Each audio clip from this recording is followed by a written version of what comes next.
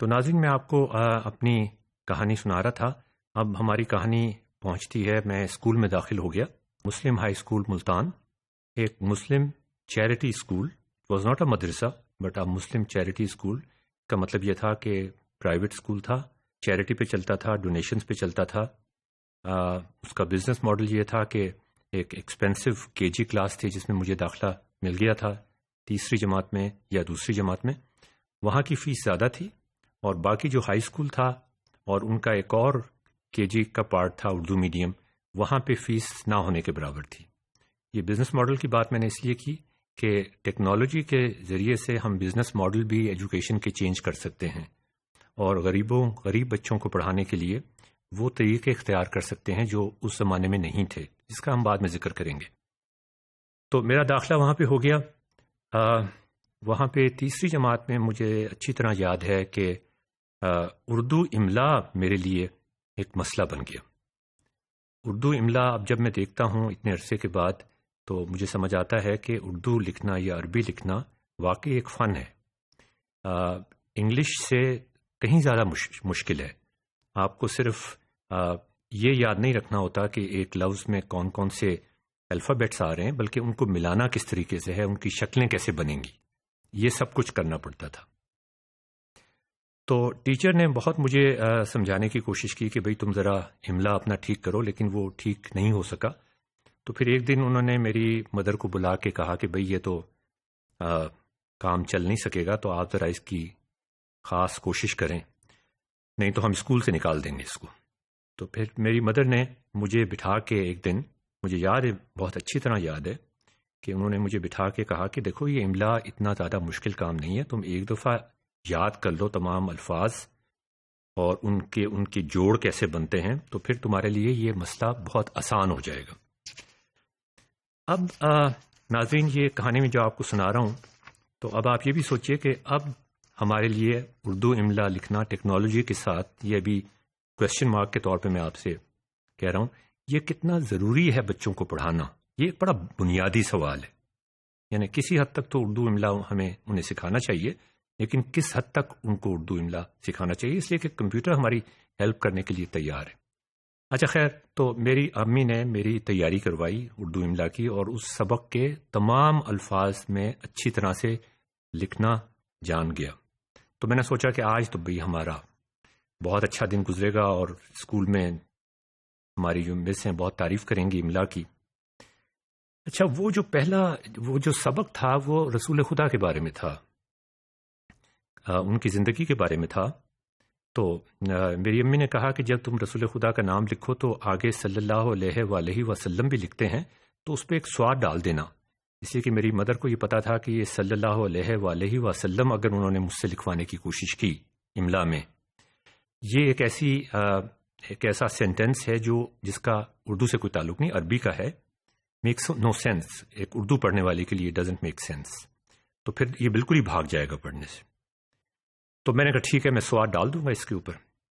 اچھا، اب ہمارا امتحان شروع ہوا۔ اب ناظرین، یہ اسیسمنٹ ہماری روز ہوا کرتی تھی اس زمانے میں، اور ٹیچرز کے پاس یہ ٹائم ہوتا تھا کہ وہ روز کی روز اسیسمنٹ کریں اور اسی وقت انسٹنٹ فیڈ بیک پرووائڈ کریں بچوں کو کہ تمہارا املا اتنا کمزور ہے، تم یہ اس میں یہاں غلطی کی ہے اور تم نے وہاں غلطی کی ہے۔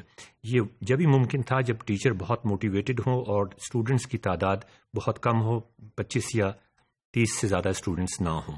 اگر اسٹوڈنٹس کی تعداد بڑھ جائے اور ٹیچر موٹیویٹڈ نہ ہو تو پھر ہم کیا کریں گے، کون سی پیڈاگوجی استعمال کریں گے، کون سی ٹیکنالوجی استعمال کریں گے، یہ ایک الگ سوال ہے۔ تو جب وہ املا شروع ہوئی، انہوں نے کہا کہ آپ نے یہ چیزیں، یہ الفاظ وہ بولتی گئیں اور ہم لکھتے گئے، کچھ سینٹنسز بھی انہوں نے اس میں لکھوائے۔ تو بیچ میں مجھے پانی پینے کے لیے کہیں جانا پڑا۔ جب میں واپس آیا تو مجھے یاد ہے ایک میرا کلاس فیلو، بہت انٹیلیجنٹ بچہ تھا، وہ خالد محمود جو نام اس کا یاد ہے، وہ بھی ڈکٹیشن میں مصروف تھا، اور اس کی ایک دم سے میں چونکا ایک چیز دیکھ کر، اور وہ چونکنے والی بات یہ تھی کہ خالد محمود نے اردو نظم الخط میں سارا کچھ لکھا تھا، جہاں رسول خدا کا نام آیا وہاں بھی اس نے اردو رسم الخط استعمال کیا، لیکن جہاں صلی اللہ علیہ وآلہ وسلم آیا وہاں اس نے عربی رسم الخط میں یہ پورا یہ پورا سینٹینس جو بن جاتا ہے یہ لکھا اور اس پہ اعراب بھی لگائے. اب یہ دیکھ کے I was so dish appointed کہ میں نے اپنا جو کاغذ تھا جس پہ میں املا کر رہا تھا وہ میں نے پھاڑ پھوڑ کے وہیں پھینک دیا اور میں نے کہا جی میں تو یہ کام میں نہیں کر سکتا. اچھا اب آپ ایک اور سبق اس سے آپ کو جو میں آپ کو دینا چاہوں گا کہ وہ خالد محمود سے مجھے ایک عجیب سی نفرت پیدا ہوئی کہ یہ تو پتہ نہیں کیا چیز ہے ہماری کلاس میں کہ یہ اردو رسم الخط بھی استعمال کرتا ہے، عربی رسم الخط بھی استعمال کرتا ہے. خیر اس کے بعد ہم ہائی اسکول میں چلے گئے اور بات ختم ہو گئی. 40 سال کے بعد دائیوو میں وہ مجھے ملا.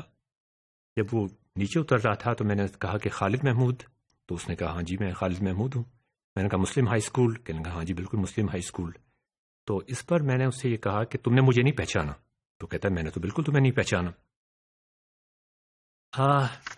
میں نے کہا میں نے تمہیں پہچان لیا. تو کہنے لگا کہ تم نے 40 سال کے بعد مجھے کیسے پہچان لیا اور میرا نام بھی تم نے یاد رکھا؟ تو اس پہ میں نے اس سے یہ کہا کہ تمہیں شاید یہ معلوم نہیں کہ مجھے تم سے کس حد تک نفرت تھی اور اس نفرت کی کیا وجہ تھی. اور یہ جو ایسوسیشنز ہوتی ہیں نا کہ آپ کسی بندے کو یاد رکھ رہے ہیں. ماروین منسکی کی ایک بڑی مزیدار کتاب ہے تھنکنگ کے بارے میں اور سائنس آف برین کے بارے میں. کتاب کا نام ہے the society of mind. Society of mind. وہ یہ لکھتا ہے کہ انسان کو چیزیں کب یاد رہتی ہیں. یاد رکھنا، میمورائز کرنا ایک حصہ ہے سمجھنے کا، ایک چھوٹا سا حصہ ہے سمجھنے کا. تو وہ یہ کہتا ہے کہ کچھ چیزیں بھول بھی جاتی ہیں اور ہمارا ذہن اس قسم کا ہے کہ جو چیزیں زیادہ دیر استعمال نہیں ہوتی وہ بھول جاتی ہیں. تو یہ بلٹ ان طریقہ ہے کہ کچھ عرصے کے بعد وہ چیزیں بھول جائیں. اگر آپ نہ بھولیں تو پھر آپ اسی اپنے پرانے ایکسپیرینسز کے اندر گم رہیں گے. تو مجھے اس وجہ سے یہ بات یاد رہی، خالد محمود کی شکل بھی یاد رہی، خالد محمود کی وہ بات بھی یاد رہی. اور 40 یا 45 سال کے بعد جب وہ مجھے ملا تو فوری طور پہ مجھے وہ اس کا املا یاد آ گیا جس میں وہ عربی رسم الخط بھی استعمال کر رہا تھا اور اردو رسم الخط بھی استعمال کر رہا تھا. یہ ایک کہانی تھی جو میں نے آپ کے سامنے پیش کی.